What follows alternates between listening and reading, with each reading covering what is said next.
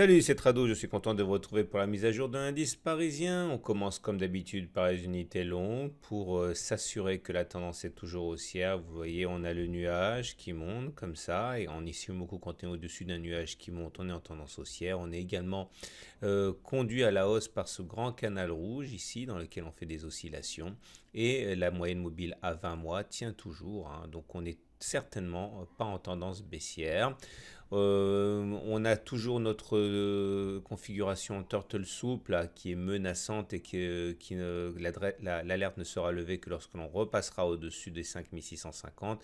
Pour l'instant, on a perdu 7% entre les plus hauts de mai et les plus bas du mois en cours. Donc je répète, la tendance elle est haussière.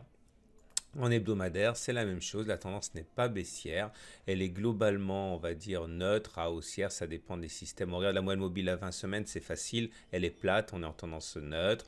Au regard du nuage Ishimoku, on voit qu'on arrive pour l'instant en ce vendredi, en ce jeudi, à s'extraire, à s'arracher du nuage, mais bon, vous noterez que ce nuage, il est plutôt plat, donc on est entre une tendance neutre, une tendance haussière, je dirais à titre personnel plutôt neutre.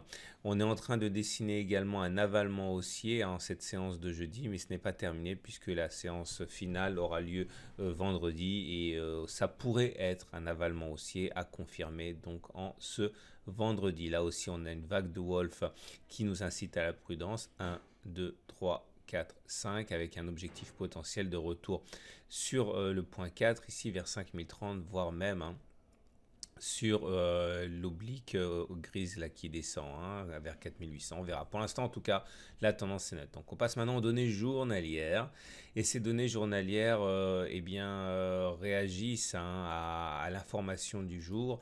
Bon, c'est pas de la première main, mais selon un scoop d'un journal allemand, l'ambassadeur américain aurait confié qu'il envisageait de ne pas appliquer de droits de douane sur les voitures américaines à condition que l'Union européenne n'applique pas de droits de douane sur les voitures américaines. Donc les marchés qui avaient besoin d'être rassurés ont bien réagi, surtout que les cours étaient sur des supports.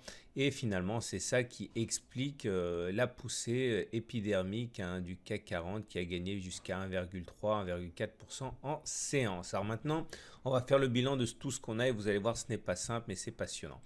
Première des choses à noter, c'est que la zone orange a bien tenu, c'est normal, elle est là pour ça, les zones de support sont là pour être au moins passagèrement respectées. Et on a rebondi, il est vrai qu'on avait tout un ensemble d'éléments. Ici, une zone de résistance qui a été franchie, qui donc par le jeu du changement de polarité est devenue support. Et j'en parle parce que ça va nous être utile pour la suite. Et ça correspondait également au 61,8% de Fibonacci, qui est traditionnellement une zone de support. Voilà.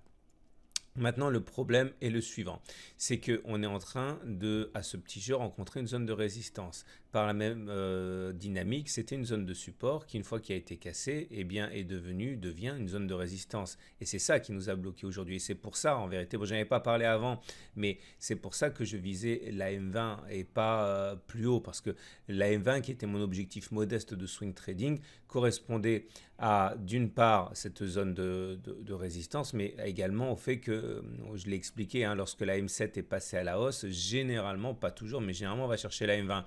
Et donc, on est allé chercher la M20, mais vous remarquerez qu'on n'a pas réussi à passer au-dessus.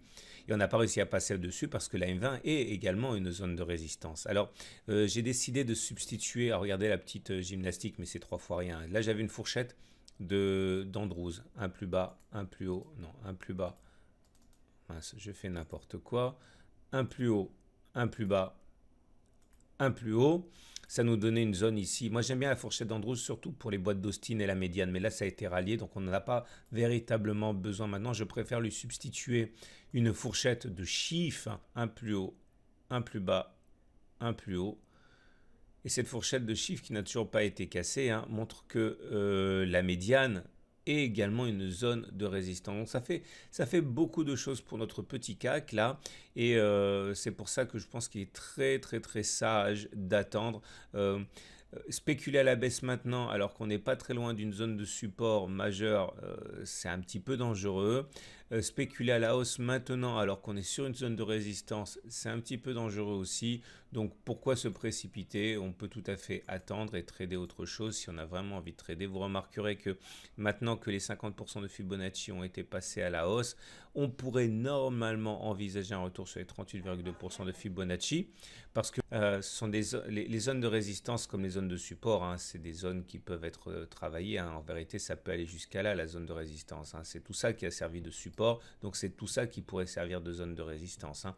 Donc un retour sur les 38,2% de Fibonacci est envisageable, mais bon, il n'y a pas suffisamment de conviction ni à la hausse ni à la baisse pour engager un trade maintenant, puisque ça va être quand même une grosse bagarre entre opérateurs et c'est sans doute un tweet qui va faire la différence. Et voilà, on va rester tranquillement en spectateur. On met les bandes de Bollinger là-dessus pour constater qu'effectivement, bon, les parallèles baissières sont en place, hein, mais on voit que le bas de la Bollinger, enfin la Bollinger inférieure, tend à remonter un petit peu, cassant déjà, hein, les parallèles baissières à suivre de près. Et les chandeliers japonais maintenant. Oui, c'est intéressant parce que je voulais en parler. Je vous avais signalé qu'il y avait une étoile du matin ici. Bougie rouge, bougie verte, bougie verte. Ça, il faut savoir que c'est une étoile, c'est un signal puissant à la hausse, mais il arrive qu'il y ait du retard à l'allumage, hein. C'est ce qui s'est produit avec la séance de temporisation sur la séance de mercredi avant de produire ses effets. On avait également un inside bar dont on savait que la cassure du plus haut de la bougie 2 entraînerait peut-être un mouvement impulsif. J'en ai parlé hier, donc c'est pas mal. Et pour l'instant, sur la bougie du jour, le plus important, c'est de remarquer qu'au-delà de la séance assez flatteuse, il y a eu carrément une mèche haute assez longue qui montre bien, hein, les hésitations des haussiers au contact des résistances. L'Ishimoku nous confirme la tendance neutre déjà envisagée. Souvenez-vous, hein, le nuage était à plat. Alors, des fois, on me demande mais comment il n'est pas à plat, là, ça descend. Mais en fait, je vous donne un truc. Quand vous ne savez pas trop si le nuage est ascendant ou descendant, regardez simplement la SSB. Et la SSB, là, vous voyez, elle n'a pas véritablement d'orientation. Donc, en période de doute, regardez la SSB et quand vous voyez qu'elle est plate comme ça, dites-vous que la tendance n'est pas clairement établie, hein. Et seulement en période de doute, hein. Et donc, à partir de là, on est dans le nuage. La lagging span est au-dessus du nuage. On n'est pas en tendance baissière. C'est en cassant la zone orange ici qu'on risque d'accélérer les choses à la baisse. Les indicateurs techniques qui également étaient intéressants à suivre parce que on avait globalement un schéma baissier avec, j'ai oublié de corriger, hein, le MACD qui est en dessous de son signal momentum qui était en dessous de 0 et le RSI qui était en dessous de 50. Mais il y a des aimants favorables. Regardez, il y a le MACD qui croise son signal à la hausse légèrement. Bon, ça se joue sur l'épaisseur du trait, mais c'est pas baissier, c'est neutre, hein.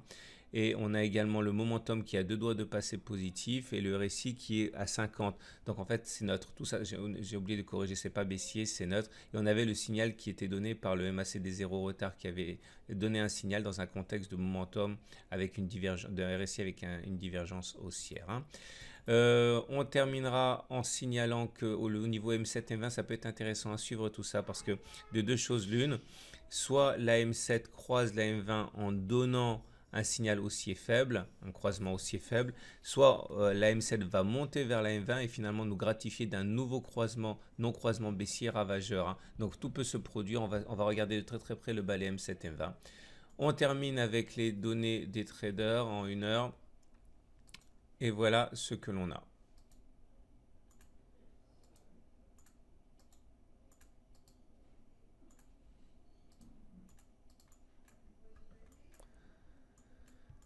Pour moi, en dessous de 5353, c'est 5337. On se maintient au-dessus de 5359. On peut viser 5387. Voilà, c'est une très bonne journée. Je vous dis à demain pour la mise à jour.